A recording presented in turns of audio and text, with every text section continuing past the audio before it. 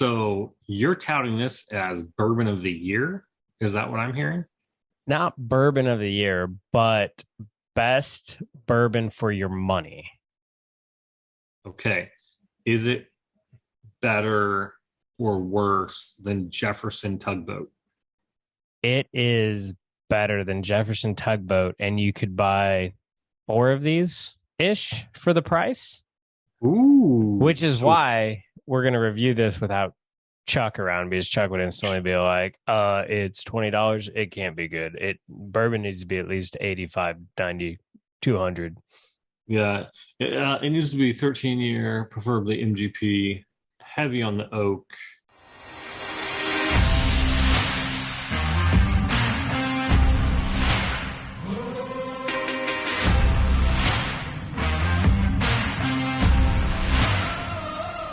Tonight, we are going to review, it's called Stonehammer. So this is a Kroger brand bourbon. And So, great name, yeah. Stonehammer. Like you drink Yep. that, and you're instantly just feeling Yeah, so more it's manly or named womanly, if that's your thing. it's named after Governor Thomas Metcalf, who was nicknamed the Old Stonehammer. So I don't know how he and Kroger came together, but it's his thing. I feel like there's got to be a Bottled, backstory on that nickname yeah, I'm sure that we it's need to all this unpack like at some point. giant Oh, typo back here. yeah, that we didn't prep for at all. Yeah. So, TJ, one of us here needs to just show up and drink. Yes. The other one needs to come prepared. I came prepared with a special Let's think about which one you are. Yes. I understand. I failed. I apologize to the viewers. Please enjoy the tasting notes. But yeah, so this is a $25, $20 bottle that it sits on the shelves regularly at Kroger. I'm really excited. As you can see, like I've drank this a lot. It's like become my new go-to palate opener. And they're coming out with a barrel proof version of this. So this one is 90 proof, but coming down the road, it's going to be barrel proof. If you know anything about it, it is Barton. So this is aged Barton at $20. Nice. Just saying. So we'll review it, tell you what you think. Maybe next time you're in Kentucky and you see Kroger, or if you have a Kroger by you, they might actually have it because it is the Kroger brand. You might just pick it up and be pleasantly surprised. Or it could be the worst thing ever. We'll see what Brian Okay, says. I'm going to jump right in for Chuck and be like, the nose. The nose is nice. It Like, is. give this to Chuck in a blind, and he might tolerate it. But, I mean, this, this nose Yeah, it's got is a little good bit stuff.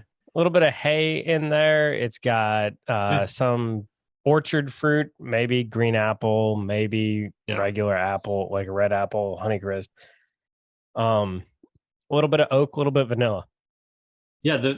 For me, it was really the vanilla. I feel like came through nicely. Definitely the fruit is more of a dominant flavor, but you get a whiff of that nose. It's just like yeah, fruit and vanilla. Yeah, it's a Nice, very nicely done. traditional. Yeah, very traditional bourbon nose. Nothing off-putting with it at all. It's light. I'll be the first to say that it's not in your face strong, but it is a 90 proofer. So I mean, it's right where it's supposed to be. But Yeah, it's good. yeah. And I can tell right away on the nose. Like I feel like something that's aged or higher proof. A lot of those things you can pick up on the nose pretty quick. On this nose, you'll know right away it's not premium, Mm-hmm. but very nice. Yep. Non-age stated, so no idea how old it is, but I have a feeling it's older than 4 years, just by the labeling, but I could be wrong. It's got decent color on it, yeah. Yeah, I was just looking at that. The color is nice. And then on the palate, you get nice sweet caramel, vanilla, a little bit of actual oak and char on there too, which is pretty good. And the apple note is through and through. I like the char on that. Now, again, lower proof, and I will say the overall profile of this, the flavors are maybe a little bit muted. Um, but all of them are nice. Yeah. Um, Yeah. And then on the finish, you get some nice, still some barrel char, some spices. Um, I will say there's a little bit of like a rye or a hay note, which makes yeah. sense because Barton is high rye bourbon. Uh, it's to be honest, if you like 1792 full proof, but you watered it down to 90, I feel like that's really what we've got here. So, Oh, yeah. I was in my head kind of thinking that a little bit of a, it tastes a little bit of obviously the 1792 ish. Um, but the spice, and I'm glad you mentioned that on the finish, because I actually think even though the palate is a little bit muted, the finish at the end comes on, and you actually get for what you said, it's 94 proof. it is 90, just straight 90. 90. I mean, I feel like actually the finish, the spice is nice, and you get a little bit of warmth actually with this. Mm-hmm. Very, very enjoyable. Yeah.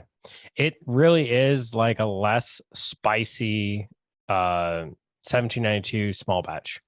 So if you really like 1792 small batch, but you don't like all the really spicy characteristics of it, this might be your go-to, and it's cheaper too. Oh yeah.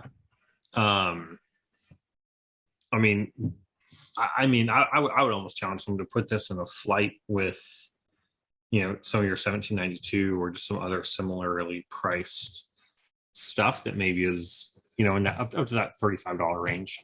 Yeah. I feel like this would fare very well in a blind. Yeah. Yeah. This would Of, be of similar value products. I mean, and I hate to say this, but even like, you put this against like an Old Foe 100, maybe a 1792. I'm just trying to think of, some you might get in that $25 to $35 range. Wild Turkey 101. Wild Turkey 101. I feel like this would fare very nicely. Yeah. Yeah, I do. Yeah, I do too.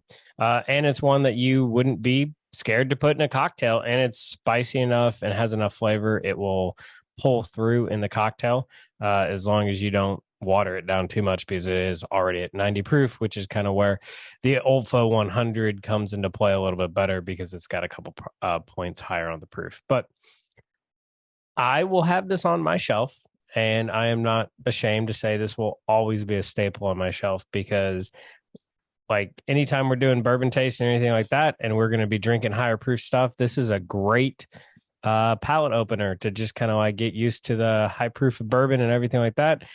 And just kind of really, it's a good baseline bourbon. There's nothing bad about it. I'm going to be completely honest, there's nothing like super amazing about it. It is just a good baseline bourbon. So you can always see where you are. And well, yeah, and also like depending on, again, where you're at in your bourbon journey, I like the transitions in this one.